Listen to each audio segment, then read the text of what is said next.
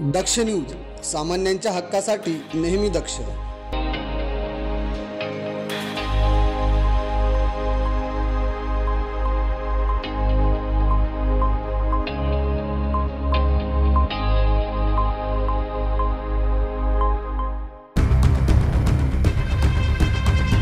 Ambad police Thane व MIDC Chunchale police चौकीच्या संयुक्त combing operation दरम्यान धडक कारवाई करण्यात आली।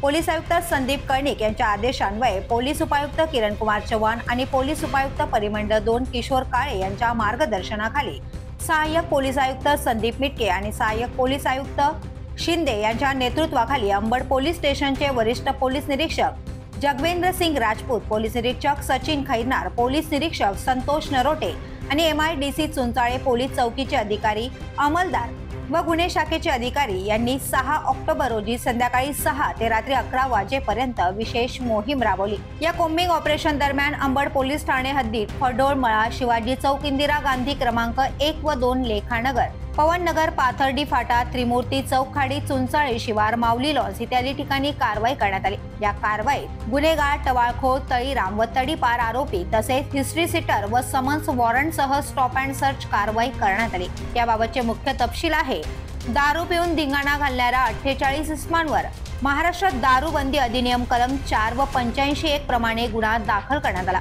स्टॉप अँड सर्च कारवाईत 315 व्यक्तींवर कारवाई करण्यात आली। टवाळखोर कारवाईत 102 व्यक्तींवर कारवाई करण्यात आली। हिस्ट्री सीटर आरोपींमध्ये 52 तपासले, त्यापैकी 4 आरोपी मिळाले। तडीपार आरोपी 18 तपासले, त्यापैकी 1 आरोपी मिळाला आणि त्यांच्यावर महाराष्ट्र पोलीस कायदा कलम 142 व भारतीय हत्यार कायदा कलम 425 प्रमाणे कारवाई करण्यात आली। तर नाकाबंदी 5 ठिकाणी करण्यात आली। यावेळी समन्स 4 बजावले तर वॉरंट 22 बजावले। तपासलेल्या 22 इच्छित आरोपींवर कारवाई करण्यात आली। भारतीय हत्यार कायदा कलम 1 प्रमाणे 1 आरोपीवर कारवाई करण्यात आली। महाराष्ट्र पोलीस कायदा कलम 122 प्रमाणे 3 इस्मांवर कारवाई करण्यात आली। अंबड व चुंचाळे पोलीस स्टेशनच्या या कोम्बिंग ऑपरेशनमध्ये गुन्हेगारीवर ठोस हातोडा बसल्याची माहिती पोलीस विभागाने दिली आहे। करण सिंग बावरी, दक्ष न्यूज, नाशिक।